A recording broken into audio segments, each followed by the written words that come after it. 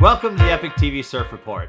On today's show, we're off to Australia's Gold Coast, home of the Superbank and Surfers Paradise, for a look inside the psyche of the local surf community with the author of the Surf Politic column at swellnet.com.au.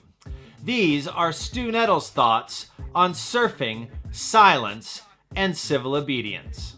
As the doctor pushed and prodded, he tried to distract me with conversation. So, what do you do for a job?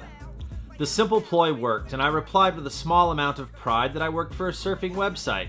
Surfing, eh? Said the doc, who by dint of his clothes and comportment I'd already pegged as a devotee.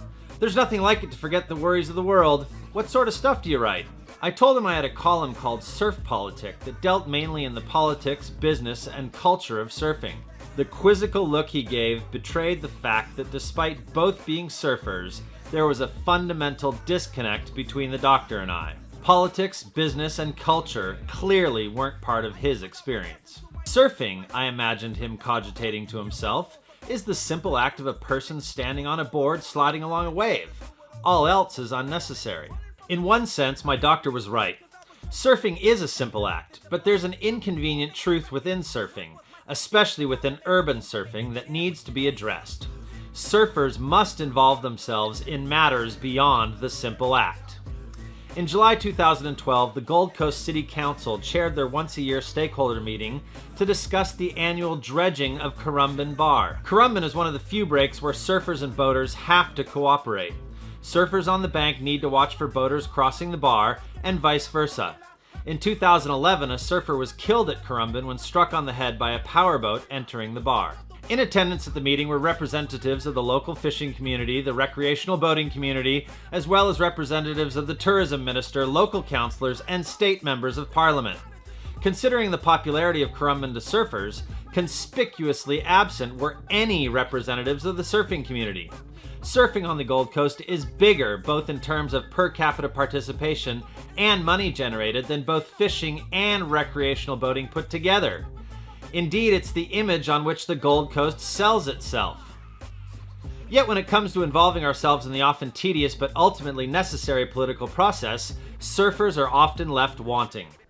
It's just that when surfing crosses into other spheres, we rarely present a united front. It's often said that surfing is a very selfish pursuit. Although I doubt my doctor would say he's all in it for himself, surfing is done solo, and it's the apparent solitude and self-reliance that make it therapeutic and relaxing. Artificial reefs have been proposed as a way to alleviate the strain of overcrowding. There are, however, no artificial surfing reefs on the agenda anywhere around Australia. Meanwhile, the New South Wales state government announced last week that it would build the state's second artificial reef for fishing near the mouth of the Shoalhaven River.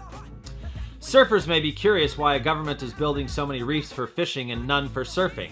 Yet they should know that anglers are organized and politically savvy, and that each reef, including the new one, is paid for by funds raised by recreational fishing licenses.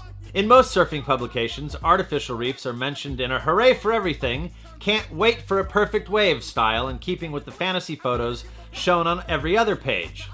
Real on-the-ground facts and hard-boiled discussions are nigh on impossible to find. Just as some people surf to escape from the reality of life, so too do they expect fantasy and escapism in surf media. Or at least that's what the powers that be provide. The tag of pushover is looming large for surfers, and regardless of its accuracy, without media and institutions to lead reflective discussions about surfing issues, that stereotype will provide all the ammunition necessary to keep us forever on the outside. To read the article in its entirety and other pieces penned by Stu Nettle, cruise on over to swellnet.com.au. It's a treasure trove of information about surfing in Australia. And on that note, thanks for tuning in to another edition of the Epic TV Surf Report. Until next time, surf fans, don't forget to paddle out.